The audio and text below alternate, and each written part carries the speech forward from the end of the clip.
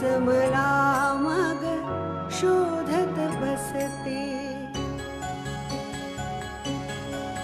बोल मला तू हळुवार काही, सांग भले तू माझा नाही. कलियुगातली मी मीराबाई, मौनातले हे शब्द बोलके, तुझ्यानी माझ्या ओठे हलके. असुनी ननी अश्रू पोरके, क्षणात आता सरतील लाटा, पक्षी घराच्या धरतील वाटा. देईल हात तुझी अस्मिता, अस्मिता, अस्मिता, अस्मिता. जागीरदारांच्या मुलासुनांनी ना ताळतंत्र सोडलंय. प्रत्येक जण आपल्या मनासारखा वागतोय. काही न सांगता सवरता घर सोडायचं आणि वर उलट अटी घालायच्या. बाबा, मी तुम्हाला सांगितलं ना, वनिता स्वतःहून तिच्या घरी गेली आहे किंवा कुठेही गेली आहे. मी तिला आणायला जाण्याचा प्रश्नच उद्भवत नाही. भाऊजी अजून घरी नाही आलेत. खूप काळजी वाटते रे. तू नको काळजी करूस त्याची, नको करूस.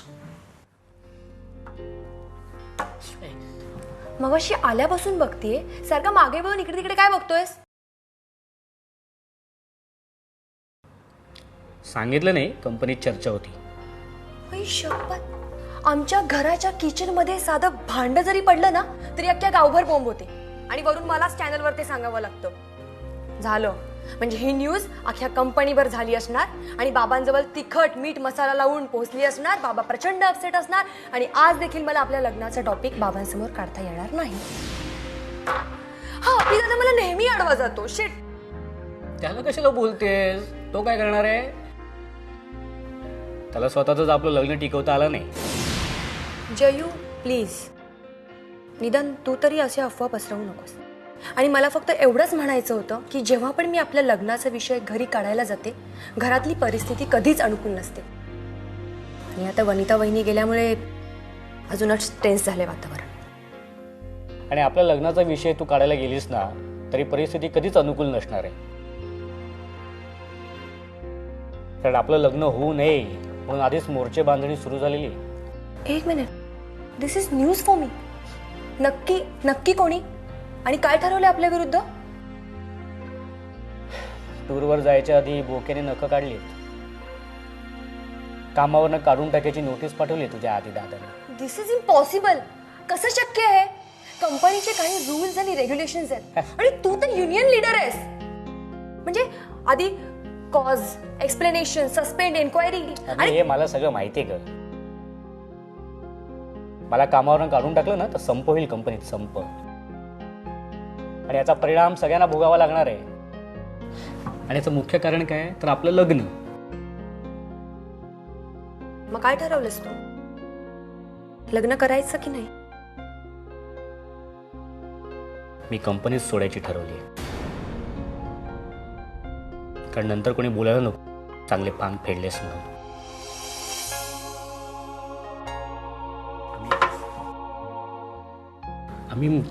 मला ना स्वतःच्या पायावर उभं राहायचंय. तुझ्या लायक बनायचंय मला. I am proud of you Jayu. पण तू काही ठरवलं असलंस ना तरी मी त्या दोघांना जाब विचारणार. I am also one of the jagirdar. हट्टी आहेस, हट्टी तुझ्या बाबांसारखी. पी.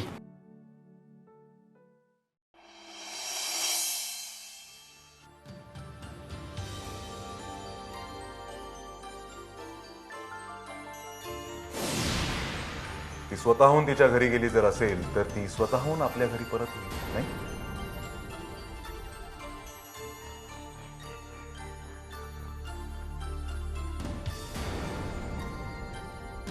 प्रॉब्लेम इथेच संपत नाही. मुळात प्रॉब्लेमच नाहीये बाबा. बाबा मी तुम्हाला सांगितलं ना, वनिता स्वतःहून तिच्या घरी गेली आहे किंवा कुठेही गेली आहे. मी तिला आणायला जाण्याचा प्रश्नच उद्भवत नाही. बाबा गेल्या इतक्या दिवसात ज्या काही घटना माझ्या आयुष्यात घडत आहेत त्या सगळ्या प्रश्नांचं मूळ ह्या एकाच प्रश्नात आहे, ज्याचं उत्तर आय एम सॉरी पण मी तुम्हाला नाही देऊ शकत.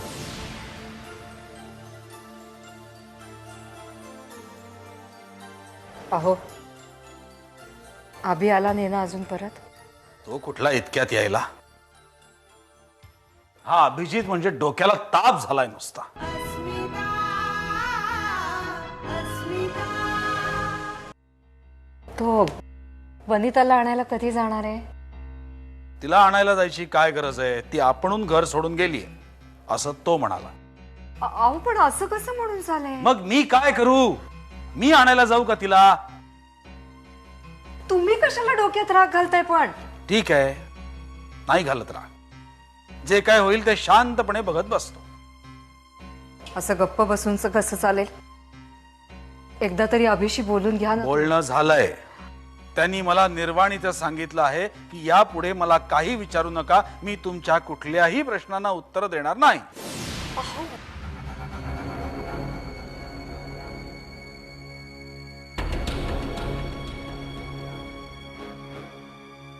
अजून तुमचं तेच गुऱ्हाळ चालू आहे का? त्याच विषयावर बोलून तुम्हाला कंटाळा कसा येत नाही? प्रश्न उशाशी ठेवून मला झोप येत नाही. पण मुळात तो प्रश्न तुमचा नाहीच आहे बाबा. प्रॉब्लेम जो आहे तो माझा आहे आणि मला त्या प्रॉब्लेमचं ओझं वाटत नाहीये. तुम्ही का त्या उशाशी बाळगताय? आणि तशीही मला उत्तम झोप लागते. माझी बायकोही सध्या घरात नाहीये. अभि असं कसं बोलतोस तू? मुलाचा संसार प्रॉब्लेम मध्ये असताना आम्ही काय फक्त गप्प बसायचं? त्याचा संसार उद्ध्वस्त झालेला बघत राहायचं? मुलाला स्वतःचा प्रॉब्लेम स्वतः सोडवायचा असेल तर आई वडिलांच्या मदतीशिवाय, आणि तसंही स्वतःचा संसार उद्ध्वस्त होताना नुसतं पाहत राहण्याव्यतिरिक्त त्याच्याकडे काहीच पर्याय नसेल तर? माई मला खरंच तुला दुखवायचं नाहीये. प्लीज तू त्रास करून घेऊ नकोस. ठीक आहे, मी नाही करून घेत त्रास. तू उद्या जाऊन वनिताला घरी एक घेऊन. मिनिट माई, त्या बाईचं नाव परत प्लीज घरात घेऊ नकोस. विसरून जा तिला.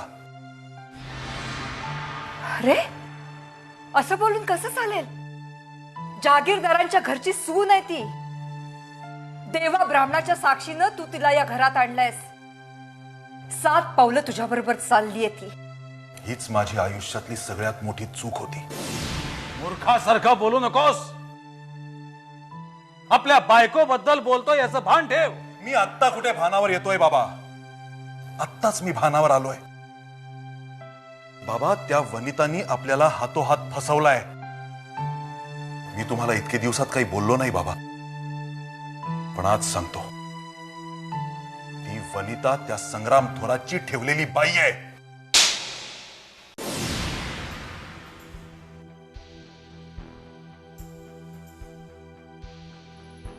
लाज नाही वाटत स्वतःच्या बायको बद्दल असं बोलायला? ती नुसती तुझी बायको नाही, जागीरदारांची सून आहे. मीच जातो तिला आणायला. एक मिनिट बाबा, कुठे जाणार? तिच्या माहेरी? ती माहेरी गेलीच नाहीये.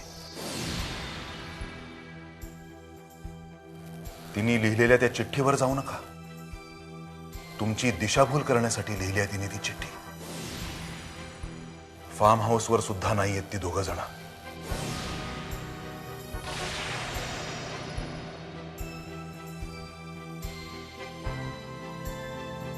संग्राम थोरात आणि वनिता बेपत्ता आहेत. डांगोरा पिटून सांगायला हवं सगळ्यांना. गजाननराव जहागीरदारांची सून, थोरली सून घरातून पळून गेली गुंडाचा हात धरून.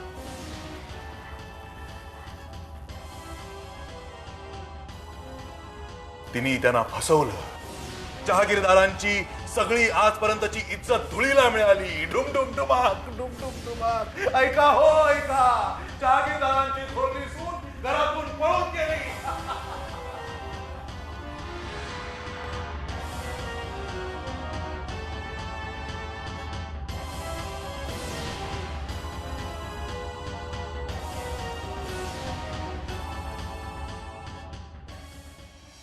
तेजू तो मोबाईल दे ना. कुठे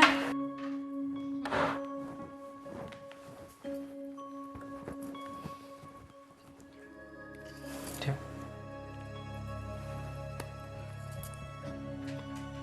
ठेव ना, घेतो मी.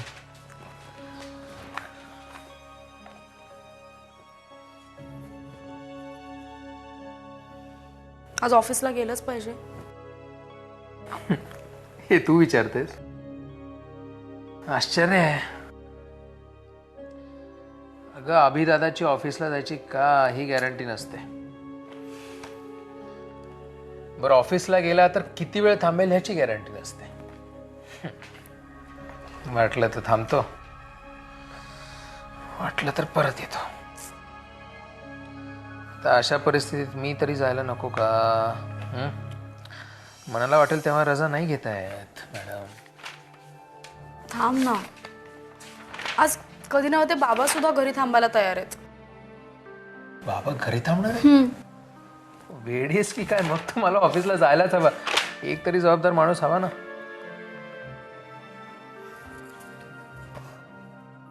ओ जबाबदार महाशय, जबाबदारीचं मला नका सांगू.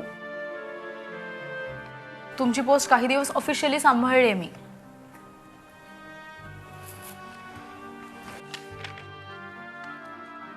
माझी अशी इच्छा आहे की तुम्ही घरी थांबावत आणि आपण सगळेच घरी आहोत तर एकत्र बसून चर्चा करूया. सगळ्यांनी घरी थांबायचं आणि चर्चा कशावर करायची? प्रॉब्लेमवर आहे का? कोणाला आणि कसला प्रॉब्लेम आहे? माझी अशी इच्छा आहे की अभिदादांचा जो काही प्रॉब्लेम आहे त्या प्रॉब्लेमवर आपण सगळ्यांनी बसून डिस्कशन करून सोल्युशन काढायचं. आणि ह्या डिस्कशनला आपल्याला अभिदादांची उपस्थिती लाभणार आहे का? भाऊजी असतील तर डिस्कशन होणारच नाही. आणि तो जर या डिस्कशनला नसेल ना तर ह्या डिस्कशनला अर्थच उरणार नाही. कारण एनिवेज आपण ह्या विषयावर बोलून बोलून ह्या विषयाचा आधीच चोथा केलाय. असा निगेटिव्ह अप्रोच का आदित्य?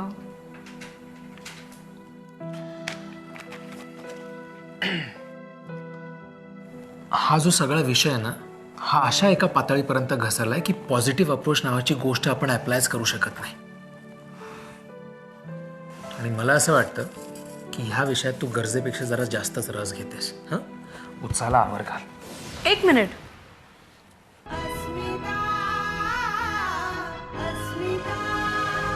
रोज उजाडल्यानंतर तू ऑफिसला निघून जातोस, इथे घरच्यांना मला तोंड द्यावं लागतं. वनिता वहिनी घर सोडून गेल्यापासून माईबाबांचा चेहरा बघण्यासारखा झालाय. मला नाही बघवत. काय करणार आहेस मग? वनिता वहिनीला जाऊन भेटणार आहे. त्याची काहीही गरज नाहीये. ती तुला न भेटलेलीच बरी, किंबहुना ती तुला भेटणारच नाही. पण आपण प्रयत्न करायला काय हरकत आहे? तेजू मला असं वाटतं की देवाने तुला 4 चौघांपेक्षा जरा बरं डोकं दिलंय. हां, तो वापरायचा प्रयत्न कर. आणि जर ना जमत नसेल ना तर स्वतःचा नवरा जे काही सांगतो ना ते तरी ऐक. मला नाही वाटत कुणीही, आणि कुणीही मध्ये अगदी माई बाबा पण येतात, कुणीही अभिदादाला कुठल्याही प्रकारची सल्ला द्यायची गरज आहे. बोळ्याने दूध पित नाही तो. हां, त्याचं भलं बुरं त्याला खूप चांगलं कळतं.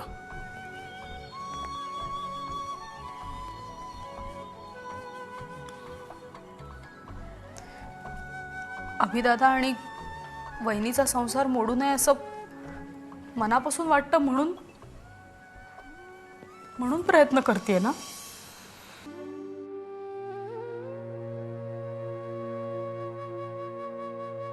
संसार मोडतात ते अनेक वेळा गैरसमजातून. तो गैरसमज एकदा दूर करायचा मी प्रयत्न करणार आहे, बस. त्याची काहीही गरज नाही. किंबहुना मला तुझा गैरसमज दूर करायला आवडेल.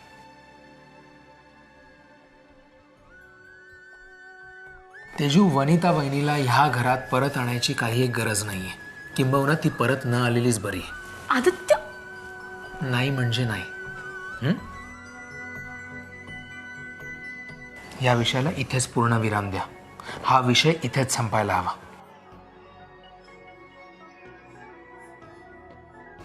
ह्या विषयावर मला पुन्हा अजिबात म्हणजे अजिबात चर्चा नकोय. अगदी कुजबुजी नकोय. Am I clear? I think I am clear.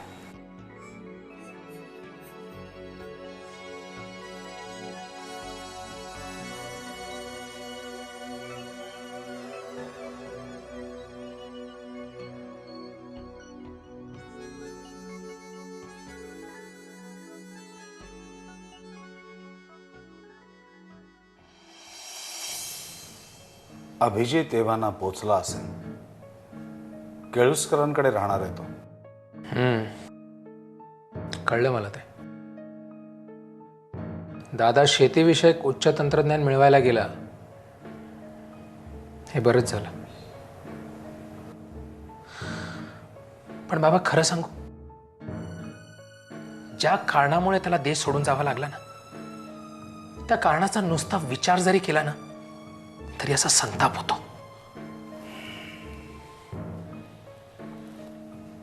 नाईलाज होता.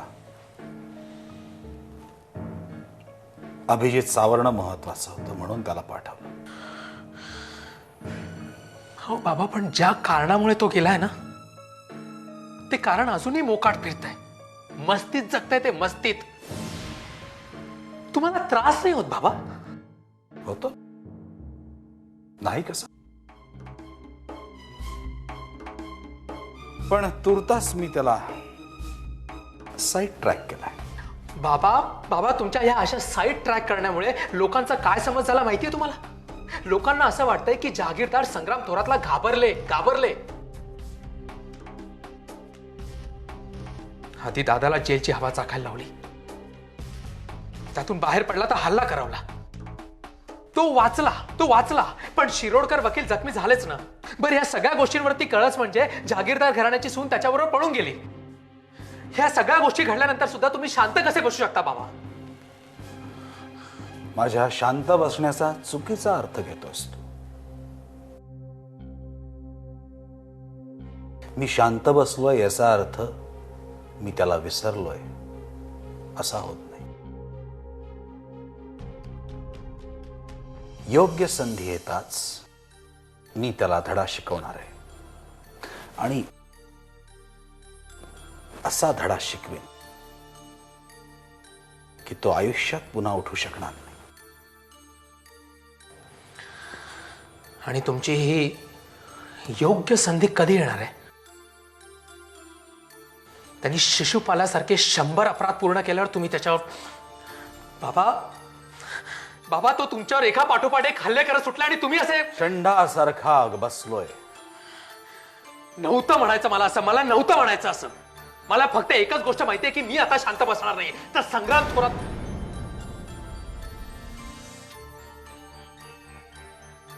बस.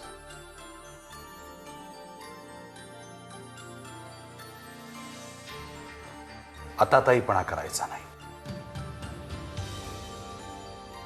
तरुण रक्त आहे मान्य आहे, पण आताताईपणा करायचा नाही. इतका वेळ मी ऐकून घेतलं ना तुझं, आता तू माझं ऐक.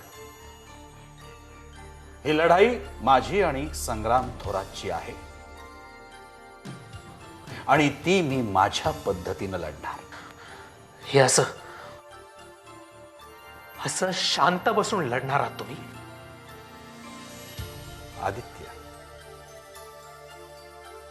लढाई जिंकण्यासाठी नेहमीच आक्रमक पवित्रा उपयोगाचा नसतो. Have patience. योग्य संधीची वाट पहा आणि एकदा का संधी चालून आली की मग असा हल्ला करायचा की समोरचा शत्रू कायमचा आडवा झाला पाहिजे.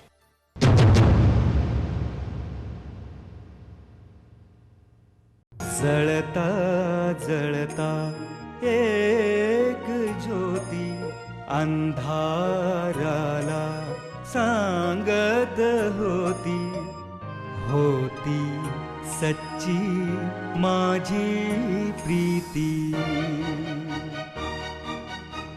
क्षणात आता सरतील लाटा, पक्षी घराच्या ठरतील वाटा. देईल हात तुझी अस्मिता.